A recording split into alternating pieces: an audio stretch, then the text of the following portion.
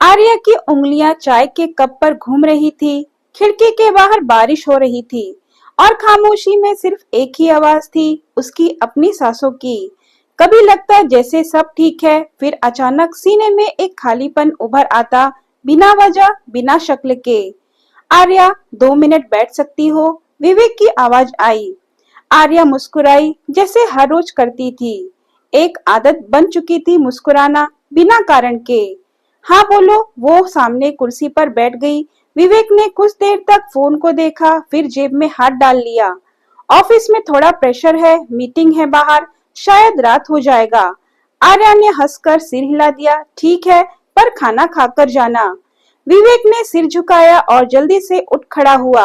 आर्या को एक बार भी नहीं देखा और चला गया। कभी कभी सबसे बड़ा जवाब वही होता है जब सामने वाला कुछ भी ना कहे।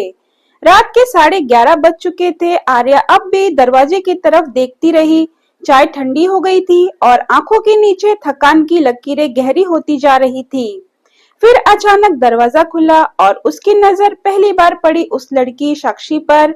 लंबे बाल, मुस्कुराती आंखें और वो आत्मविश्वास। वो किसी और के साथ नहीं थी, वो विवेक के साथ थी। हाय आर्या, मैंने तुम्हारा नाम सुना है, विवेक बहुत जिक्र करते हैं तुम्हारा। साक्षी ने हाथ बढ़ाया। आर्या कुछ सेकंड चुप रही, फिर मुस्कुराकर हाथ मिला लिया। तुम?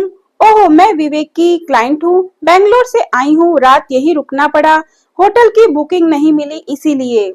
विवेक ने कहा, कोई बात नहीं, मेरी पत्नी बहुत समझदार है। आर्या कुछ नहीं बोली, बस देखा, बहुत गौर से देखा। रात को बिस्तर पर लेटी आर्या सोचती रही, विवेक की वो आवाज, साक्षी की वो नजरों में चहकती सहजता, कुछ तो था जो छुपाया जा रहा था, या शायद सब कुछ खुलकर सामने था पर उसने खुद ही देखना नहीं चाहा।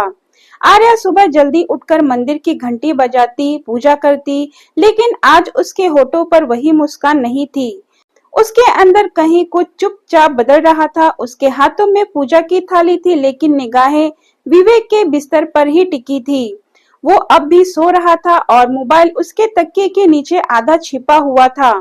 आर्या का मन किया एक बार देख ले, फिर सोचा नहीं, ये भरोसे की परीक्षा नहीं होनी चाहिए। लेकिन अगले ही पल मन ने कहा, कहीं भरोसा ही झूठ निकला तो। उसने धीरे से मोबाइल उठाया, पासवर्ड वही था, विवेक की माँ की जन्म तिथि। आर्या ने धीरे से खोल लिया। सब कुछ सामान्य था, लेकिन एक चैट ने उसकी उंगलियां रोक दी। Sakshi, I miss you last night. वो तुम्हारी बीवी कितनी भोली है ना, खुद बुला रही थी मुझे घर पर रुकने के लिए, मजा आ गया। आर्या का सिर घूम गया।